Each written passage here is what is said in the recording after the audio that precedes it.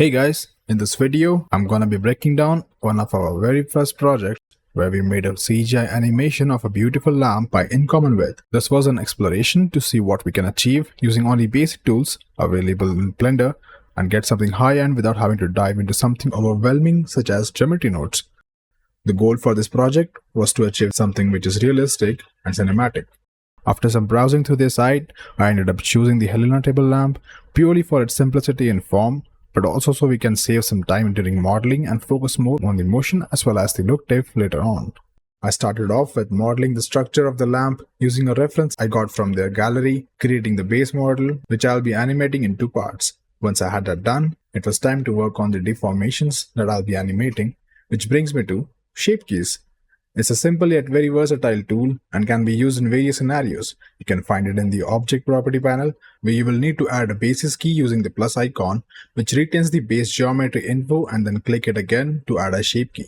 Once you have that, you can go to the edit mode and deform your mesh however you want and change the value parameter all the way to 1.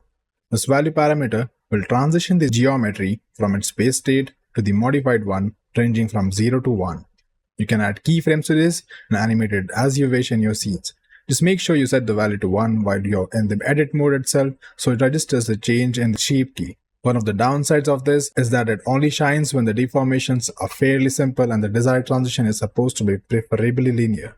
You don't have any control over the path of the deformation, so keep this in mind when you are planning out an animation using the shape keys. Coming back to our project, I added more shape keys on the head of the lamp, matching the details to the reference for accuracy. This will help deform the head in a smooth wave as it drops, making the animation more dynamic. A quick tip, in case you feel if the mesh isn't up to your liking, or if you want to add in more details to the mesh after you have already added a shape key, the newly added details might not deform correctly along with the existing geometry. You can easily fix this by selecting the specific shape key and edit the mesh again to a preferred state while the value is set to 1. This will update it and it should work just fine again. I decided to add in more loop cuts on the head of the lamp to make the edges smoother and more defined. But when I tried to change the shape key value, the new loop cuts were all over the place. To fix that, I just selected a particular shape key, went into the edit mode, and realigned them according to the deformation. This made the loop cuts deform along with the edges, keeping them intact, and it was working alright again. After having all the shape keys set up, it was time to animate the model.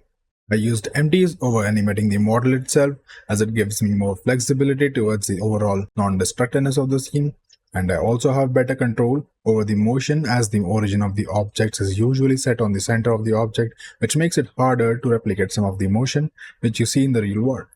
Adding the empty over the edges will pivot it on edge when tilting it as it rotates and settles.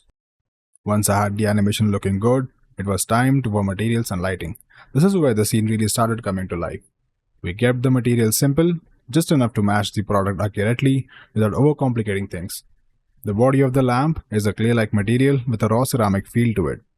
To create such a material, we used a principled BSDF node with a bunch of textures we found on Quixel, which closely resemble the actual material, along with some bump maps for surface imperfections, making it as photoreal as possible. The subtle bumps and uneven surface were key to really sell the look and feel of the scene.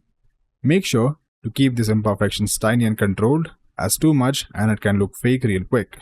Lighting was done. Using an HDR as the base, it gave the scene some nice ambient reflections and acted as a fill light, keeping everything soft and lit.